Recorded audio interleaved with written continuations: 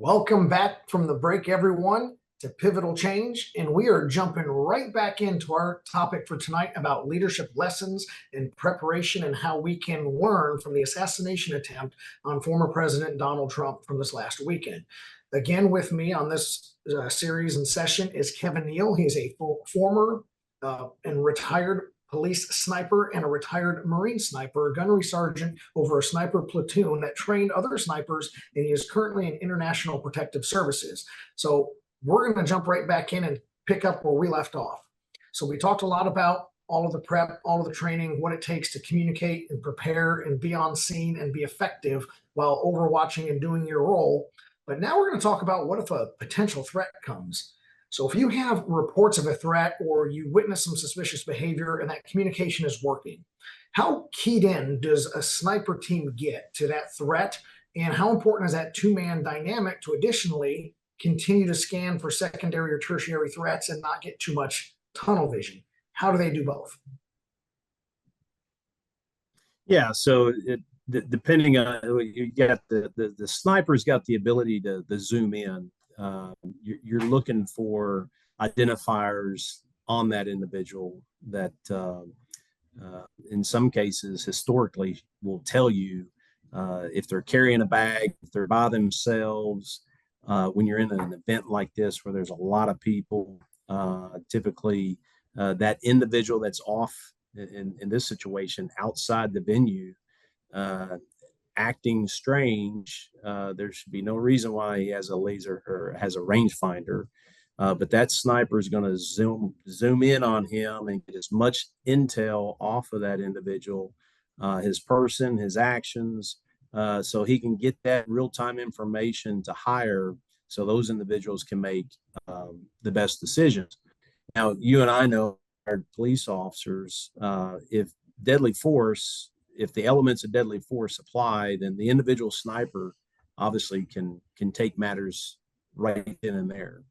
But the gathering that intelligence to articulate that is key. The spotter is also communicating. Probably has if there is a spotter, he has a higher power scope to where he can zoom in and get more information. Maybe communicating to the other agencies that are in that secondary venue security, passing real-time information off to them, overwatching them as well, because those are the ones who are going to make the actual physical contact. And that, to me, that was key. That individual at a minimum should have had contact made. You and I know as police officers, hey, go over there and see what's going on. You make that physical contact with them, because we learn a lot from the individual when we talk to them.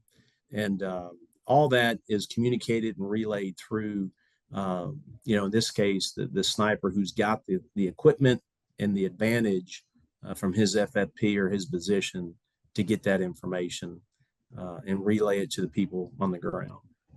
Yeah, that's great. So, I mean, the two-man team, that spotter has enhanced optics so he can see farther, he can communicate, and the one guy can stay locked in his position. And without that, the one guy has to be responsible for it all, and that's not a winnable situation. So let's talk about that threat. Like you said, you mentioned, hey, we've reached the indications that we need to use deadly force. One of the things that I want to ask is kind of who makes that call? You had said the sniper, if he obviously observes the use of deadly force to save a life and it's justified, take the shot. But what if there's a slightly different situation? This guy was laying in a sloped roof. There's dead space. What if I'm a ground officer yelling, he's got a gun, he's pointing it at the president, and all you can see is a head, no shoulders, no activity. You do not have the ability to witness firsthand he's got his line of sight on the president. Who can make the call to say, hey, take the shot? Can that shot be made from another person to say, sniper, please engage, green light, and the sniper then be justified to take that shot on the observations of another law enforcement officer?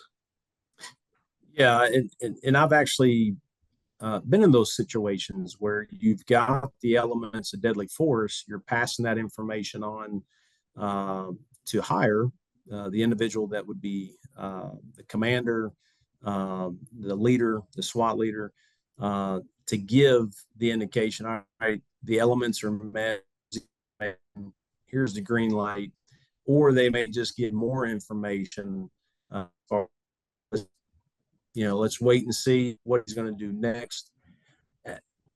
The Those are the toughest situations to be in. And especially in this situation, the worst outcome has happened. The ultimate goal is to protect.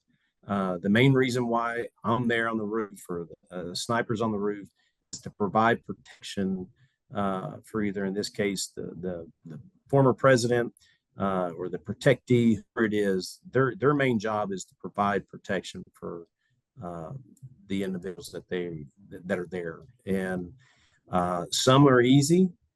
In my opinion, this would have been an easy one to make that decision, but I wasn't the one behind the gun. I don't know what the internal commands were. Could have been told, "Hey, you don't have the deadly force capability until you're told to." And there are those types of situations. I don't like working in those environments. Right. Again, going back to an intelligent sniper who can articulate and make those decisions to prevent something like this. That's what you're there for.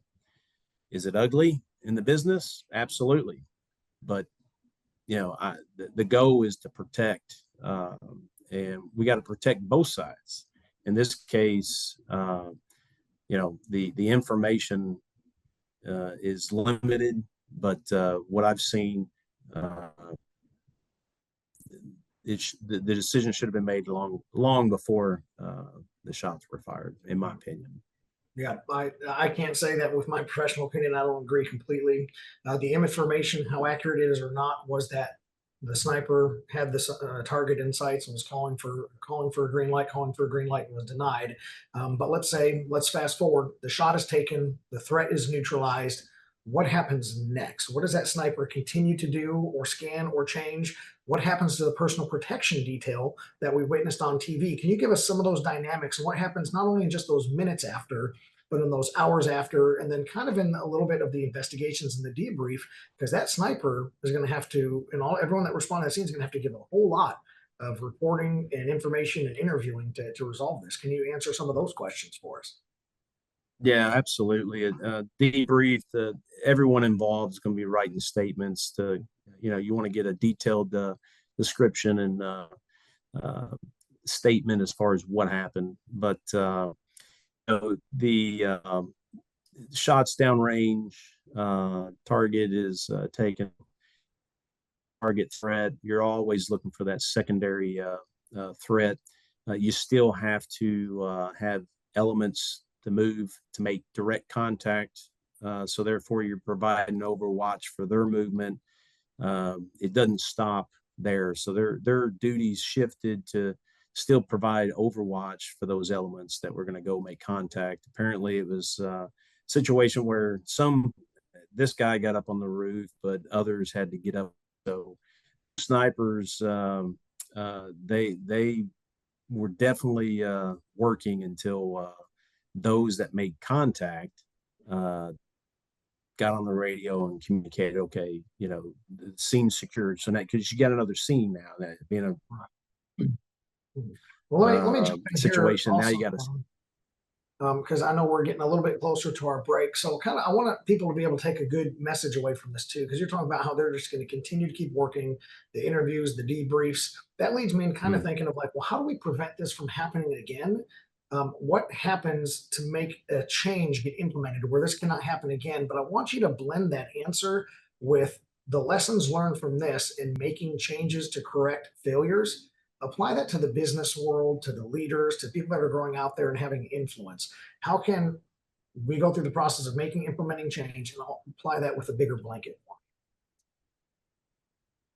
Yeah, and that to me is the $1 million question, because we can pre-brief, we can discuss actions on the objective.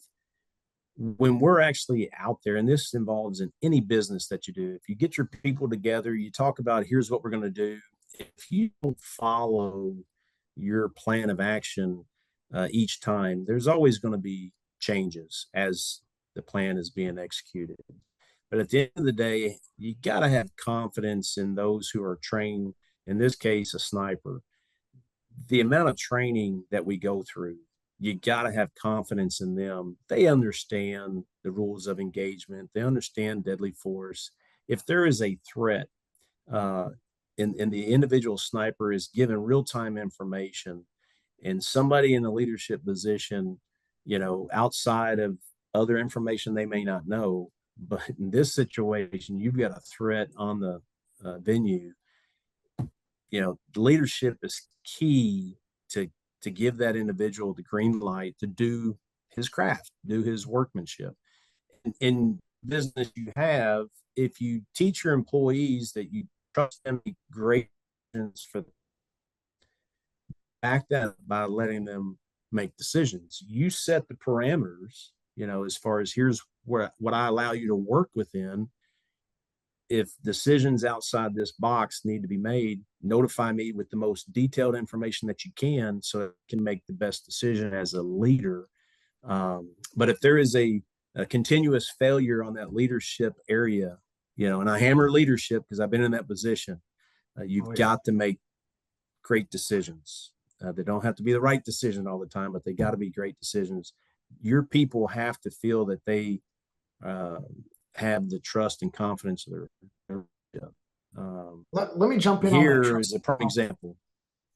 Because we're coming up kind of hard to our commercial break, and I want to thank you for coming on. But that trust and confidence, you said, trust the people to do their craft, trust the people you've trained to put in the position, communicate the boundaries and expectations you have for them, and as a leader, you make the decisions that are going to make them successful. Kevin, we do have to take a hard break. I just want to thank you dearly, my friend, for coming on the show and explaining this to us, making it applicable to all of us, even outside the realm. And for everyone else that's watching, that was Kevin Neal. If you want to be able to look him up, you can get in contact with us after the show, and we'll get you to his brain so you can learn some more expertise from him. But stay tuned for a final guest of the evening. We're going to talk about more of the large-scale operational command and emergency management in situations like this. So stay tuned on Pivotal Change.